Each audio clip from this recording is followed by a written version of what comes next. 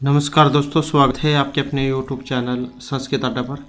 दोस्तों, आज की जो वीडियो इसमें हम करने वाले हैं आपके कॉम्पिटिटिव एग्ज़ाम के लिए महत्वपूर्ण क्वेश्चनों को। और आज की जो वीडियो है इसमें हम आपका यहाँ पर ये जो DT प्लस भी जो है इनके द्वारा एग्ज़ाम लिया गया था, ये जो है TGT वाला, तो ये कुछ यहाँ पर इसका नाम था, तो ये जो लिया गया था। तो इसको आज की वीडियो में हम यहाँ पर जो क्वेश्चन पेपर करने वाले हैं। और इनसे पहले वाली जो वीडियो थी इसमें भी हमने DT प्लस के द्वारा जो एग्ज़ाम लिए गए थे TGT PGT वाले, तो उनके क्वेश्चन पेपर को किया था। और अगर आप इन सभी को देखना चाहते हैं तो इसे आप हमारे चैनल की प्लेलिस्ट में जाकर देख सकते हैं। इसके अलावा अन्य जो वीडियो है वे भी आपको वहाँ पर मिल जाएंगी। तो और जो कुछ रह जाएगा उनको फिर हम इससे अगले वाली वीडियो में कंप्लीट करेंगे। तो जल्दी से अपने जो क्वेश्चन है उनको अब हम देख लेते हैं। तो ये हमारे जो क्वेश्चन यहाँ पर आ चुके हैं और क्वेश्चनों की जो संख्या है ये 100 रहने वाली है। 100 से लेकर 200, मतलब 100 क्वेश्चन है इसमें। तो यहाँ पर जो हमारा पहला जो क्वेश्चन आएगा, पहला क्वेश्चन आया है पितरी शब्द से। पितरी मतलब पिता, ऐसे ही पिता के रूप है, ऐसे ही माता के है, मातृ के। तो पितृ शब्द का सप्तमी विभक्ति और द्विवचन का रूप जो है यहाँ पर इसमें पूछा गया था कि कौन सा रूप बनता है। और इसमें जो रूप बनेगा जो यहाँ पर ऑप्शन सी में जो दिया गया है, तो ये जो पितरों जो आया है यही आपका द्विवचन में बनता है। रूप कैसे बनते हैं इसके? पिता पितरों पितर हैं, पितरम पितरौ पितृ, पितरा पितृभ्याम पितृभि, पितरे पितृभ्याम पितृभ्य, पितुः पितृभ्याम पितृभ्य, पितुः पितरो पितृण, पितृपितरोः पितृषु। हे पिता हैं, हे पितरौ, हे पितरा हैं। तो इस प्रकार से जो है यहाँ पर रूप ये चलते हैं। और ये पितरौ जो है ये भी आपका द्विवचन का है, लेकिन प्रथमा और द्वितीय भक्ति का ये द्विवचन है। और तो कुछ इसमें नहीं है। इसके बाद नेक्स्ट क्वेश्चन आ जाता है। इसी प्रकार से यहाँ पर मातृ के हैं, जैसे पिता के रूप हैं ऐसे ही मातृ के शब्द रूप है। तो यहाँ पर इसमें बताना था मति शब्द रूप। मति मतलब बुद्धि। मति शब्द का चतुर्थी भक्ति और एकवचन का रूप इनमें कौन से वाला है, और इनमें कौन सा है जो ऑप्शन ए में दिया गया है। तो चतुर्थी भक्ति एकवचन इसमें दो रूप ये बनते हैं। जैसे आपने कहीं अस्मद युष्मद वाले रूप देखे होंगे, अहम वाले, उसमें दो दो रूप दिए गए रहते हैं विकल्प वाले। तो उसी प्रकार से मते और मते ये जो आपका चतुर्थी एकवचन में बनता है। इसके बाद आ जाता है नेक्स्ट, हमारा नेक्स्ट में आ जाता है धेनु शब्द। धेनु शब्द का भी जब हम यहाँ पर धेनु शब्द एक कस्मी विभक्ति दो एक वचन समान भक्ति, तो इसमें कौन सी विभक्तियाँ जो एक से एक बराबर होती हैं? प्रथमा चतुर्थी वाली, तृतीया चतुर्थी, चतुर्थी पंचमी या पंचमी षष्ठी, तो कौन से वाली है जो एक जैसी होती है? तो जो ऑप्शन डी में आई है पंचमी और षष्ठी विभक्ति, तो ये धेनु शब्द की एक जैसी होती है। इसके बाद आ जाता है भगवत शब्दस्य संबोधन प्रथमा विभक्तो एक वचन रूपम किम भवति। तो भगवत शब्द है, इसका संबोधन प्रथमा विभक्ति एक वचन का रूप यहाँ पर कौन से वाला बनेगा? तो भगवत इसका कौन सा बनेगा? संबोधन है, संबोधन में हे भगवान, तो ये जो है इसका बनेगा हे भगवान। नेक्स्ट आ जाते हैं तेसु चतुर्थी किम साधु रूपम भवति। तो यहाँ पर जो साधु है मतलब सही है वो आपने बताना है इसमें। तो हे पथिन, हे पथि, हे पंथान है या हे पंथा। और वेरी वेरी इंपॉर्टेंट है ये वाला रूप, क्योंकि बहुत बार जो DT प्लस पी के एग्जाम में भी और इसके अलावा अन्य एग्जाम जो है उसमें भी ये आ चुका है। तो पंथा जो है, इस पथिन जो इसका रूप है उसे आप याद कर लीजिएगा। तो इसमें देखें तो यहाँ पर जो ऑप्शन डी है हे पंथा, तो इसको सही यहाँ पर माना गया है। इसके बाद आ जाता है नेक्स्ट हमारा राम है और रामायण। इसी जैसे राम है का रामा नाम बनता है षष्ठी में, क्योंकि इसे आप याद रख लीजिएगा। चाहे अन्य रूप है उसमें नाम है या अनाम दिया गया है, तो मतलब क्या है, ये आपके षष्ठी बहुवचन के रूप है जिसमें ये आ जाता है, नाम हो या नाम हो। तो ऐसे ही जो सर्वरूप है, जब हम इसका भी बनाएंगे इसी तरीके से, तो कौन से वाला रूप इसका बनेगा? तो इसका बनेगा ऑप्शन सी वाला, तो इसका बनेगा सर्वेशाम। तो पुल्लिंग स्त्रीलिंग वाला आपने ध्यान रखना है। नेक्स्ट है एतेषु हिंसार्थक धातु का है। हिंसार्थक धातु है, यहाँ पर चुर है, अस है, अध है या हन है। तो यहाँ पर जो हन हिंसागत्य धातु जो है यही मारने अर्थ में है, तो ऑप्शन जो है इसमें डी वाला हमारा हो जाएगा। इसके बाद आ जाता है नेक्स्ट में आ जाता है भू धातु लंग लकार मध्यम पुरुष और बहुवचन किम रूपम भवति। भू धातु का लंग लकार मध्यम पुरुष और बहुवचन में रूप, तो ये अभवत, भवत, अभूत या भवेत। तो लंग है और लंग की पहचान यही है, इसमें शुरू में आ लगा हुआ आपको देखने को मिलेगा। अब इनमें तो दोनों में नहीं है, ये तो पहले ही गलत हो गई। अब ये हैं दोनों, तो ये लंग भी इसमें बनता है, इसमें भी आता है, लूह लकार है उसमें भी आता है। अब इसमें कौन से वाला है, तो ये जो शुरू में ऑप्शन ए जो आया है यही आपका लूह लकार मध्यम पुरुष और बहुवचन का रूप है। अब कई बार उलझाने के लिए जो है यहाँ पर क्योंकि दो रूप बनते हैं, एक तो ये बनता है, इसमें हलंत आपको देखने को मिलेगा, क्योंकि इसमें हलंत नहीं है। तो ये आपका जो है एक वचन जो होता है, एक वचन पर उसका प्रथम विभक्ति एक वचन, तो उसमें बनता है, जिसमें ती जो है ती का ई का लोप होकर ये ता शेष बनता है, और ये आपका बहुवचन बनता है। तो दो कई ये भी जो आपको एग्जाम में देखने को मिल सकते हैं, क्योंकि बहुत बार ऐसा होता है, जल्दी जल्दी के चक्कर में कैंडिडेट गलत क्वेश्चन गलत कर देता है। नेक्स्ट आ जाता है तनोतु इदम रूपम कश्मीर लकारे भवति। लट लिट लोट या लंग लकारे तनोतु। तनु विस्तार धातु है, यहाँ पर तनादि गण में 10 गण होते हैं, तो उसमें है तनोतु रूप। तो इसका जो संबंध है ऑप्शन सी से रहेगा। तो कहाँ पर बनता है, ये लोट लकार में बनता है। जैसे आपने बातें पढ़ी होंगी पठतु पठताम पठंतु, तो तनोतु जाइए लोट लकार में है। इसके बाद है नेक्स्ट क्वेश्चन, नेक्स्ट में आ जाता है देव धातु। लिट लकार प्रथम पुरुष से एक वचन का रूप बताना है, यहाँ पर कौन सा बनेगा। तो लिट लकार दिविष्यति, देविष्यति, दिविष्यति या दिविष्याति। तो यहाँ पर जो इसमें रूप बनेगा कौन सा, ऑप्शन बी में जो दिया गया है, तो देविष्यति जो है यहाँ पर ये रूप इसका बनता है।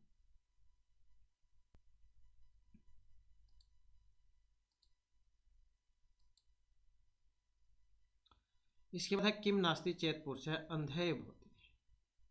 नयनम बुद्धि शास्त्रम या धनम। और किम न अस्ति चेत पुरुष अंधे भवति, क्या न होते हुए व्यक्ति अंधा होगा। तो क्या माना गया है यहाँ पर, तो कौन सा, शास्त्र के बिना।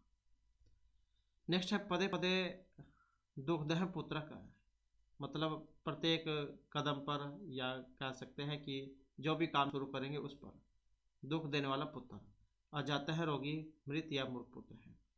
तो यहाँ पर जो है ऑप्शन इसमें डी वाला माना गया है, क्योंकि मूर्ख पुत्र जो होता है वो प्रत्येक कह सकते हैं कि प्रत्येक क्षण दुख देता है, चाहे कोई से भी काम शुरू करे वो उसमें विघ्न जरूर बना देगा।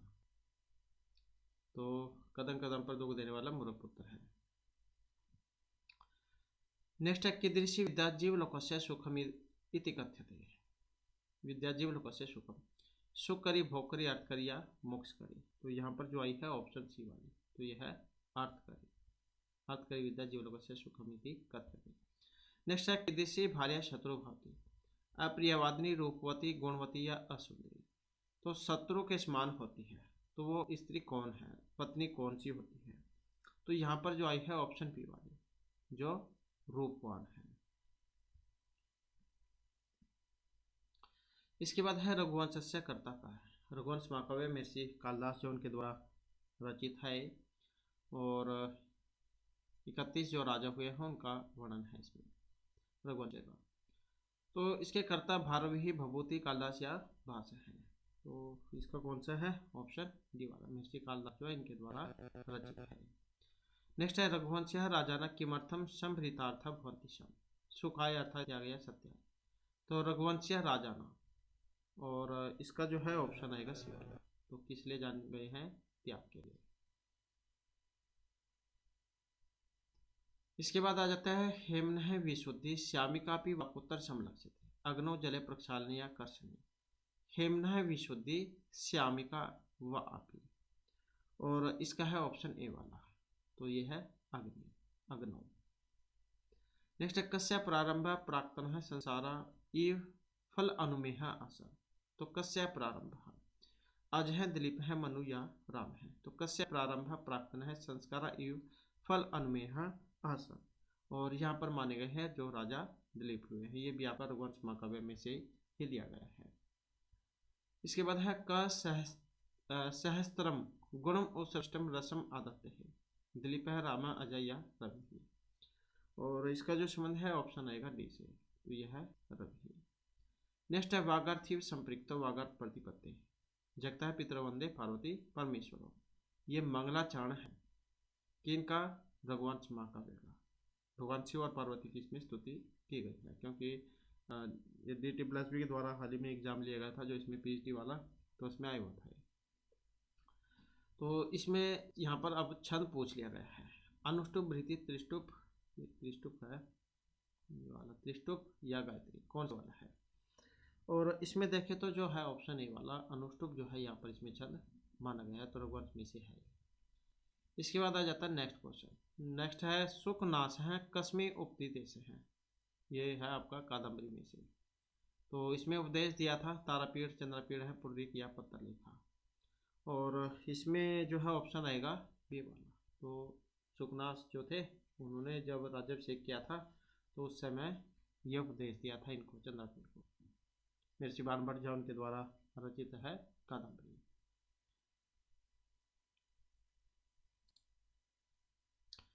इसके बाद है अनुचित धवलता विकास सराग एवं भवती बुद्धि मति दृष्टि या गति। और यहाँ पर देखें तो ऑप्शन है सी वाला, तो क्या है यहाँ पर दृष्टि है। नेक्स्ट आ जाता है पुरुषनाम अखिलम प्रक्षालम जन्म सनानम की शस्त्र ज्ञानम सत्कुल त्वम तप है या गुरुपदेश है। तो यहाँ पर जो है मनुष्य जो है पुरुष जो है उसको बिना नहाए भी साफ कर देता है, तो कौन से वाला जल है?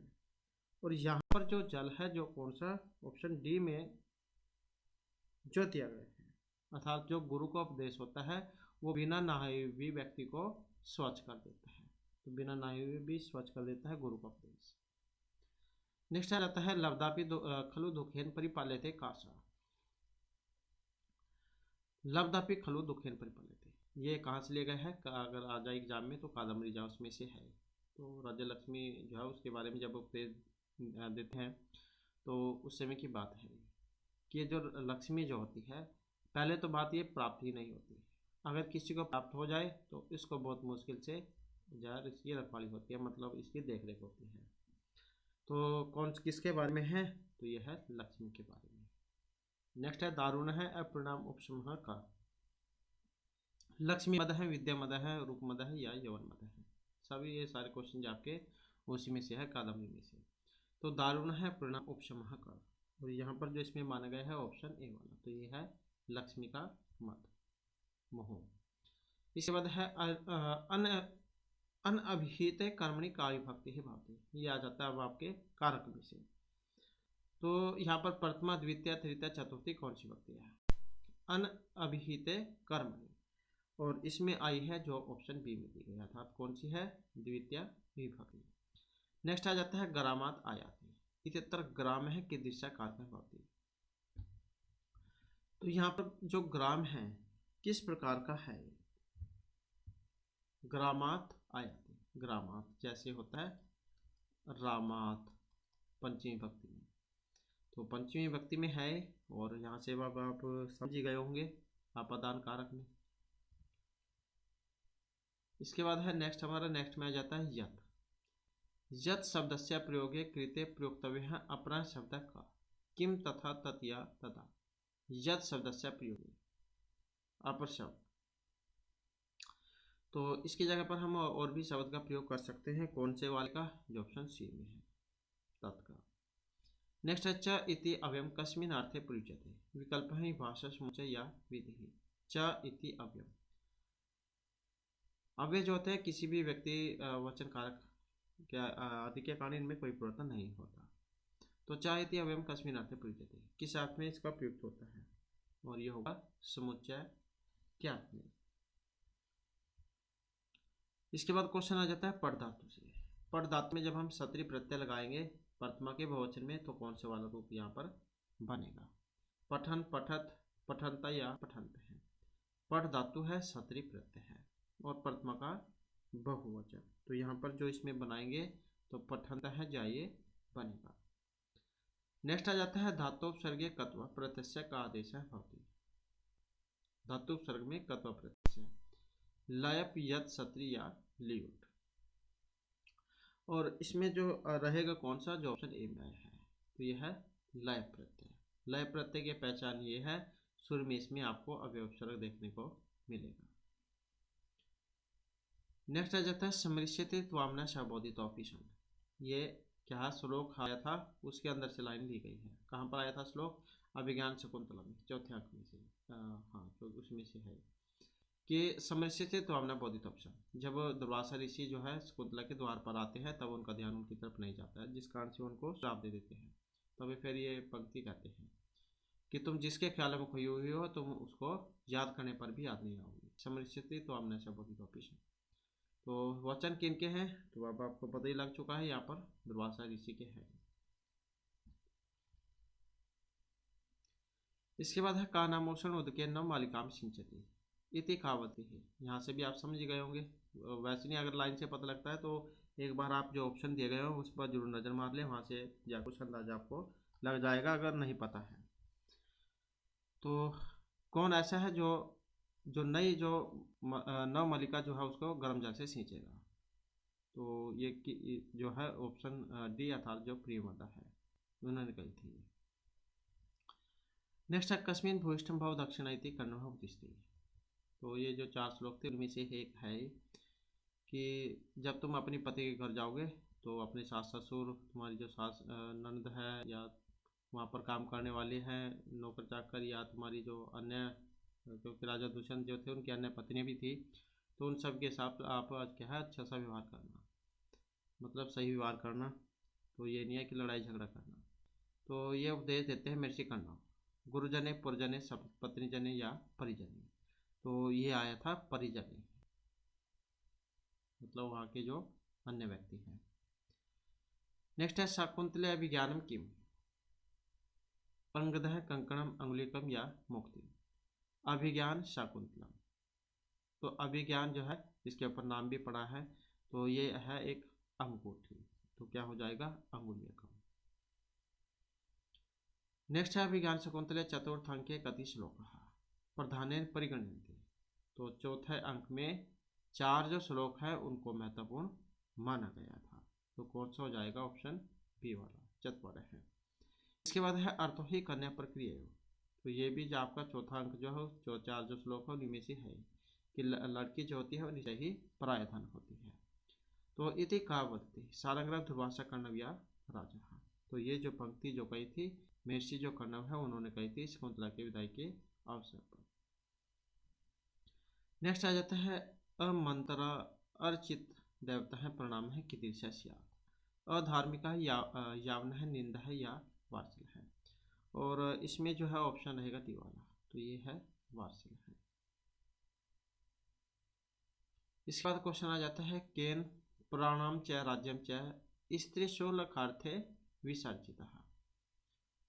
केन प्राण राज्य को स्त्री शुल्क के लिए छोड़ दिया जाता है। तो राम है, लक्ष्मण है, भरत या दशरथ है। और इसमें जो हमारा शीर्षक है कौन सा, ऑप्शन टी वाला, तो ये है दशरथ है।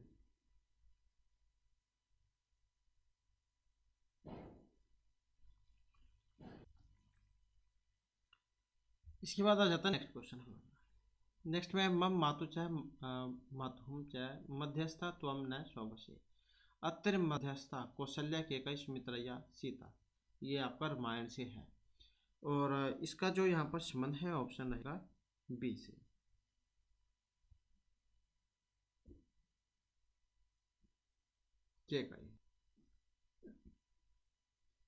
नेक्स्ट है कस्मात् मातापि अमाता अस्तु इति भर्तः कथ्यते। पुत्रद्रोह मित्र भर्तृ या दोष के कारण कस्मात् माता अपि अमाता अस्तु इति भर्तः कथ्यते। और यह है ऑप्शन सी वाला, भाई से द्रोह करने के कारण, क्योंकि इच्छा थी कि तुम गद्दी पर बैठो और राम जो है वो वन में जाए। इसके बाद आ जाता है नेक्स्ट क्वेश्चन हमारा। निरिपति हीनः विलियम यान्ति वह प्रजा इति कावन्ति। सुमंतर सुधाकर हैं, देवकुली का है या भक्त है। निरिपति हीनः विलियम यान्ति वह प्रजा, और इसमें है ऑप्शन ए वाला, तो यह है सुमंत्र है। तो किसने कहा था ये? सुमंत्र है। नेक्स्ट है निरिपतो विपन्ने जीवामि शून्यस्य रथस्य श्रोता है। अत्तर श्रोता है का, ये जो श्रोता जो आया है यहाँ पर कौन है? निरिपतो विपन्ने जीवामि शून्यस्य रथस्य श्रोता है, तो ये भरत है, देवकुली का है, कंचुकिया, सुमंत्र है, और ये जो आया है यहाँ पर सुमंत्र के लिए आया है। इसके बाद आ जाता है नेक्स्ट क्वेश्चन हमारा। नेक्स्ट में आ जाता है अ और ई इत्यत्र संधि कार्य सति का एक आदेश है भवति। तो कौन सा संधि कार्य होता है अ और ई में? अ दीर्घ ई, ए या आई, और इसमें जो है ऑप्शन रहेगा सी वाला, तो ये है अ और ई को ए गुण होता है। नेक्स्ट आ जाता है यहाँ पर गवैयम। ओकार से का आदेश विहित है गवैयम में, गो प्लस में यम, मंत्री प्रत्यय जो लगता है, तो कौन सा बनेगा इसमें? ऑप्शन ए वाला, तो अब जाए यहाँ पर बनेगा ये। ओ को क्या है? अव होता है। नेक्स्ट आ जाता है जगत प्लस में नाथ है। कई बार संधि विच्छेद आ जाता है या संधि करनी भी आ जाती है, तो जगत प्लस में नाथ है, जगन्नाथ है। कस्य उदाहरण भवति, तो उदाहरण परूप संधि का है, अनुनासिक है, लोप है या विसर्ग संधि का है, और इसमें देखें तो ऑप्शन रहेगा बी वाला, तो किसका है? अनुनासिक संधि का। इसके बाद आ जाता है नेक्स्ट हमारा, नेक्स्ट में है अपरम काय से इत्यत्र समासे कृत्य किम रूपम सिद्ध्यति। अपरम काय से, अपर काय है, अपर काय है, अपर कायम या काय परम, तो अपरम काय से इत्यत्र समासे कृत्य किम रूपम सिद्ध्यति, और इसमें जो है कौन सा ऑप्शन बी वाला बनेगा, तो ये है अपर काय है। नेक्स्ट आ जाता है अनुत्तर है इत्यस्य विग्रह किम भवति। अनुत्तर है का, तो इसका विग्रह कौन से वाला बनेगा इसमें? तो इसका कौन सा बनेगा? ना उत्तर है, अब्राह्मण ना ब्राह्मण है। इसके बाद है समास है प्रधान कतिविध है। समास जो है प्रधान रूप से होता है, त्रि चतु पंच या सप्तविध है, तो समास प्रधान रूप से होता है, तो कितने प्रकार का होता है? तो ये रहेगा पंचविध है। नेक्स्ट है अव्यभाव समासांते पदम किम लिंगकम भवति। अव्यभाव समास में पुल्लिंग, स्त्रीलिंग, उभय या नपुंसकलिंग, तो कौन सा होता है इसमें? और इसमें कौन सा होगा? नपुंसकलिंग। अव्यभाव समास की पहचान यही है, शुरू में जो आपको अवयव उपसर्ग जो इसमें देखने को मिलेंगे। इसके बाद आ जाता है उभय पदार्थ प्रधान समास है। ऐसा समास कौन सा जिसमें दोनों ही पद प्रधान होते हैं? क्योंकि जो अव्यभाव समास है उसकी तो हमने देख लिया कि शुरू में अवयव उपसर्ग होते हैं उसमें, और तत्पुरुष समास इसमें उत्तर पद प्रधान होगा, द्विगु में संख्या होगी, और कर्मधारय विशेषण विशेष्य होता है, तो द्वंद्व जो है इसमें दोनों पद प्रधान होते हैं। इसके बाद है नेक्स्ट हमारा, नेक्स्ट में आ जाता है नीलकंठ है इत्यत्र बहुब्रीहि समास की दृष्टि। नीलकंठ जो है इसमें बहुब्रीहि समास आदिकर्ण, व्याधिकरण, समानाधिकरण या उभयाधिकरण है। नीलकंठ में कौन सा समास है? और इसमें जो यहाँ पर माना गया है कौन सा, जो ऑप्शन बी में आया है, तो कौन सा है? व्याधिकरण जो है इसमें समास है। ये जैसे इसके दो भेद हैं, समानाधिकरण और व्याधिकरण। समानाधिकरण दोनों विभक्तियां समान होती है इसमें, और व्याधिकरण जिसमें दोनों विभक्तियां अलग अलग हो, तो नीलकंठ है जो इसमें व्याधिकरण माना गया है। इसके बाद होता है अनुष्टुप छंदसी प्रतिपादम कति अक्षराणि भवन्ति। तो सबसे पहला जो होता है आपका गायत्री छंद है। गायत्री में 24 अक्षर होते हैं, 3 पंक्तियां हैं, 8 गुणा 3 तो होता है 24। इसी प्रकार से गायत्री, उष्णिक, अनुष्टुप, भृति, पंक्ति, त्रिष्टुप, जगति। तो आपने अक्षर बताने हैं इसमें कितने होते हैं, अक्षरों की संख्या होगी इसमें ऑप्शन बी वाली, तो इसमें होते हैं 8। और इस प्रकार से आप देख सकते हैं इसमें 24 गायत्री, फिर उष्णिक, अनुष्टुप, गायत्री, उष्णिक, अनुष्टुप, भृति, पंक्ति, त्रिष्टुप, जगति, तो 24, 28, 32, 36, फिर चर्चा जो आपने जोड़ते हुए चले जाना है, तो इस प्रकार से आप इसको देख सकते हैं। इसके बाद है ज त ज र गणः क्रमेण भवति। ये कौन से गण में किस छंद में का है? इंद्र वज्र, उपेंद्र वज्र, मालती अवसंचंद, जैतवतु वसस्तम उद्गीतम जरो, तो यही है जगन तगन जगन रगन। तो ये वसंत छंद है। ज्ञातौ तो वसंतमुद्रितम चरो। नेक्स्ट आ जाता है मोहात् कुरंकः इति मुग्धजनाः वदन्ति। इदं कस्य उदाहरणम्? वसंस्थं वसंतिल्का स्निग्धता या अन्यतः है। मोहात् कुरंकः इति मुग्धजनाः वदन्ति। और ये जो उदाहरण किसका है, जो ऑप्शन बी में दिया गया है, अर्थात जो वसंतिल्का छंद है उसका है। उक्ता वसंतिल्का तब्जा जगह का। नेक्स्ट आ जाता है शार्दूल विकृत अंतिम वर्ण कीदृशं भवति। ये जो शार्दूल विकृत है इसका अंतिम वर्ण किस प्रकार का है? तो वे लघु है, गुरु है, लघु गुरु है या गुरु द्वयम है, मतलब दो गुरु है। तो जब हमने छंद किए थे तो उसमें पढ़ा था ये हर्षव लघु वाला। तो हर्षव जो होता है लघु, इसका एक डंडा होता है और गुरु की पहचान ऐसी ये एस बना हुआ आपको दिखने को मिलेगा। तो ये होता है लघु, यह गुरु।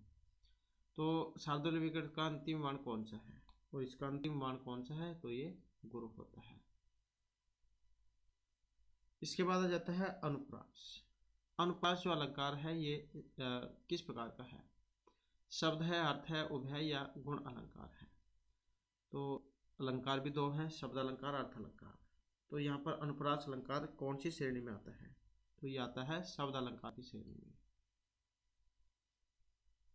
इसके बाद आ जाता है नेक्स्ट क्वेश्चन। नेक्स्ट में आ जाता है नव ++1 पुरः सपूत प्राग प्राग पंकजम।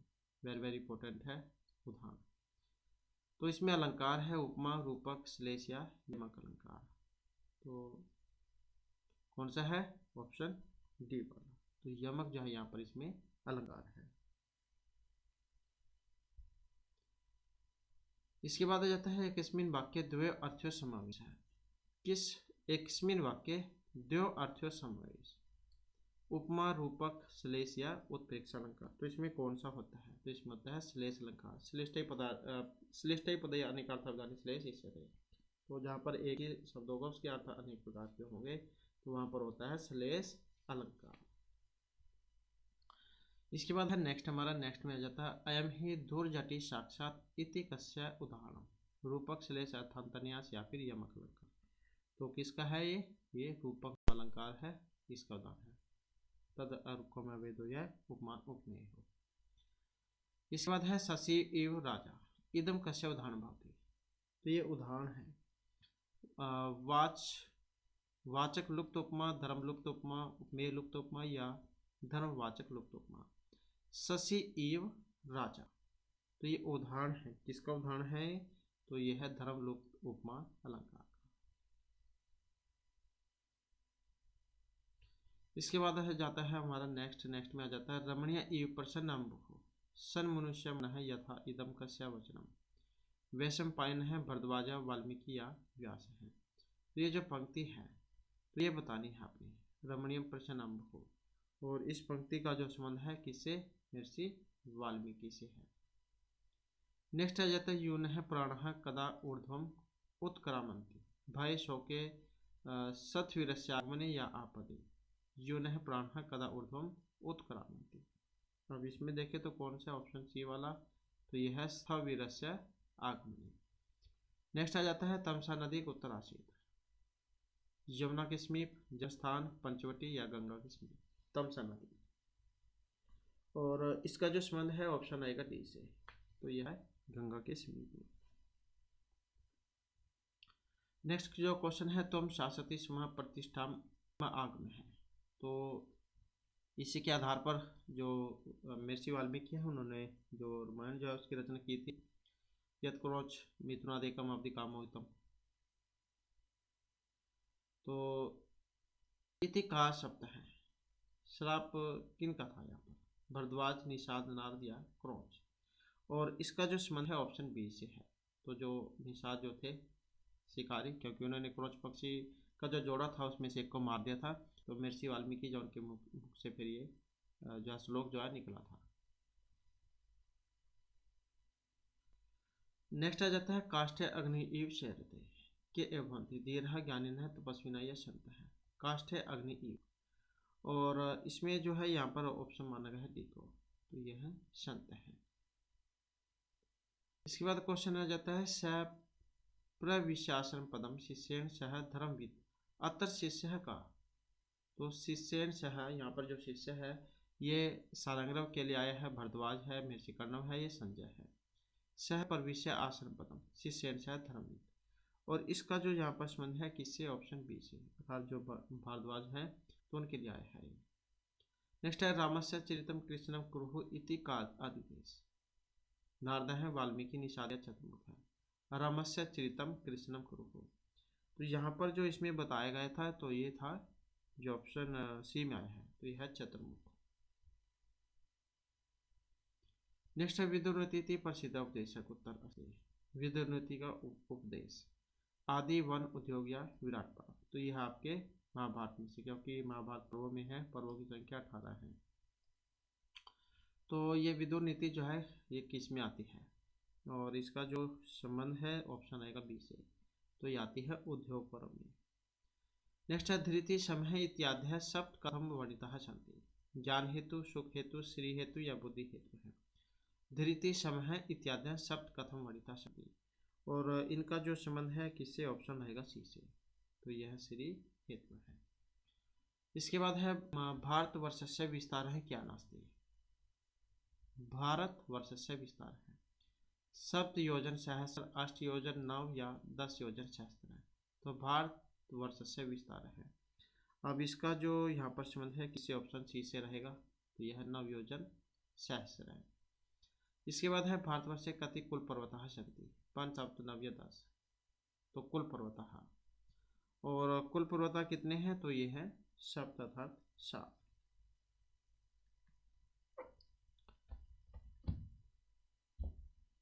नेक्स्ट आ जाता है भारतवर्षम कस्मिन् द्वीपे वर्तते। इंदर, नाग, गंधर्व या जम्बू द्वीपे। भारतवर्षम, और कौन से द्वीप पर है, तो यह जम्बू द्वीप है। इसके बाद क्वेश्चन आ जाता है जम्बू द्वीपम समावृत्य बहि का वर्तते। क्षारोदधि, क्षीरोदधि, दधि दधि, इक्षुदधि। जम्बू द्वीपम समावृत्य बहि का वर्तते, और इसमें कौन सा है, ऑप्शन ए वाला, तो यह क्षारोदधि।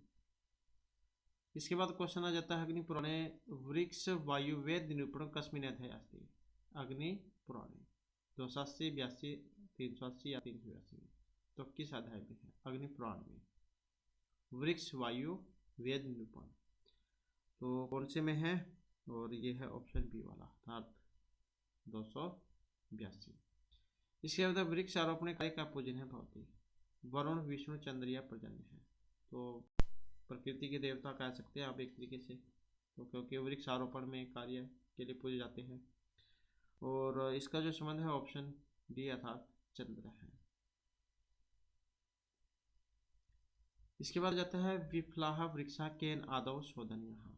जलेन, शस्त्रेन, वहनीना या घृतेन, तो विफलाह वृक्षा आदौ शोधनीय है, तो किसके द्वारा, शस्त्रेन।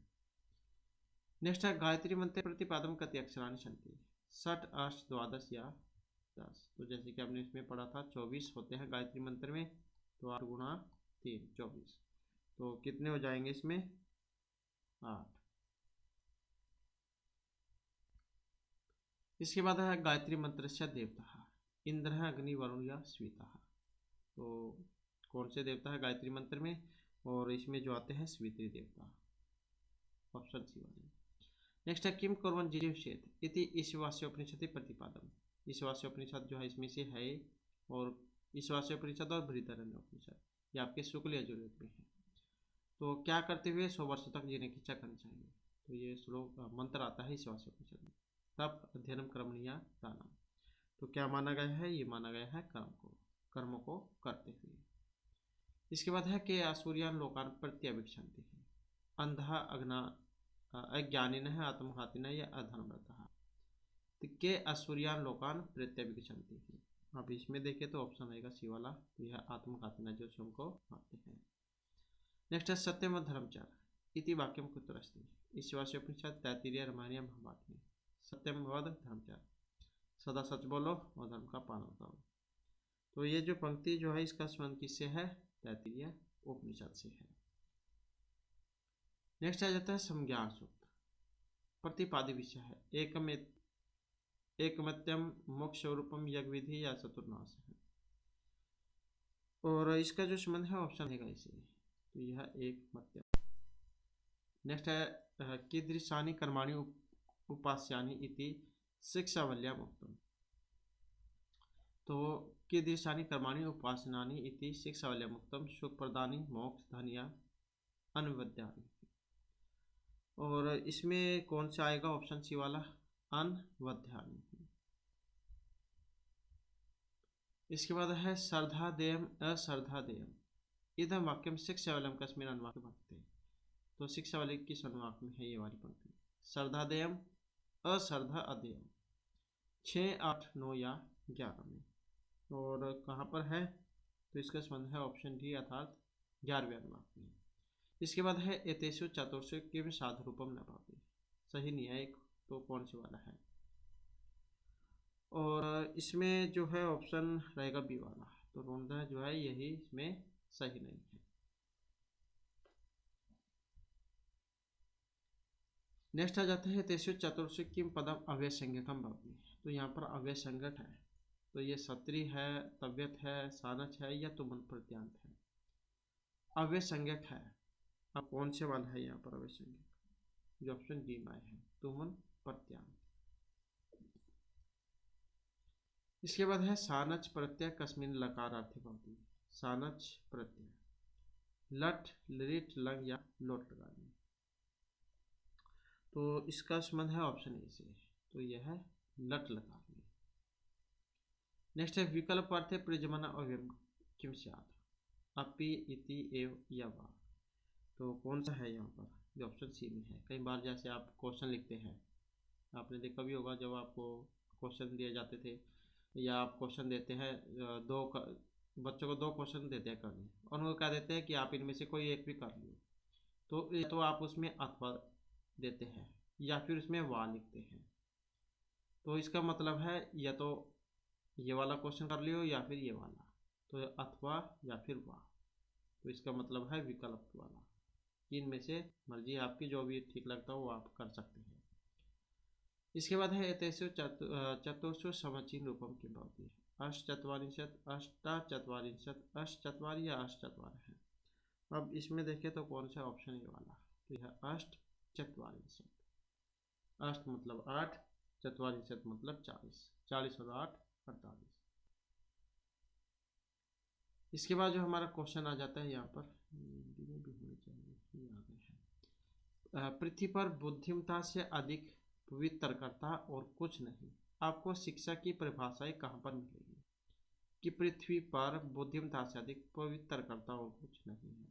ऋग्वेद में, उपनिषद में, भगवद गीता में या फिर रामायण में। और इस पंक्ति का जो संबंध है किससे? तो ये भगवद गीता से मानी गई है। नेक्स्ट आ जाता है पाठ्यक्रम संबंधी मामलों के लिए स्कूली शिक्षा हेतु भारत में शीर्ष निकाय है। यूजीसी, एनसीईआरटी, सीबीएसई या आईसीएसई कौन सा है? पाठ्यक्रम संबंधी मामलों के लिए स्कूली शिक्षा हेतु भारत में शीर्ष निकाय कौन सा है? तो ये एनसीईआरटी है। इसके बाद है भारत में केंद्रीय विद्यालय परियोजना शुरू हुई थी 1965, 56, 74 या 83 में। तो केंद्रीय विद्यालय परियोजना, और इसका जो संबंध है ऑप्शन रहेगा इसे, तो ये हुई थी वर्ष 1965 में। नेक्स्ट है प्रयास और त्रुटि सिद्धांत, ये दिया गया था पैडागोजी जब उसके क्वेश्चन है। तो Kohler, BF. Skinner, even Pavlov या एल थॉर्नडाइक। तो प्रयास एवं त्रुटि का सिद्धांत, क्योंकि जब भी आप कोई काम नया शुरू करते हैं तो शुरू में उसमें गलती भी होती है, लेकिन जैसे जैसे आप उसको अभ्यास करोगे तो फिर गलती आपकी एक भी नहीं होगी। तो ये सिद्धांत था यहाँ पर किनका? जो ऑप्शन डी में है, ई.एल. थॉर्नडाइक का।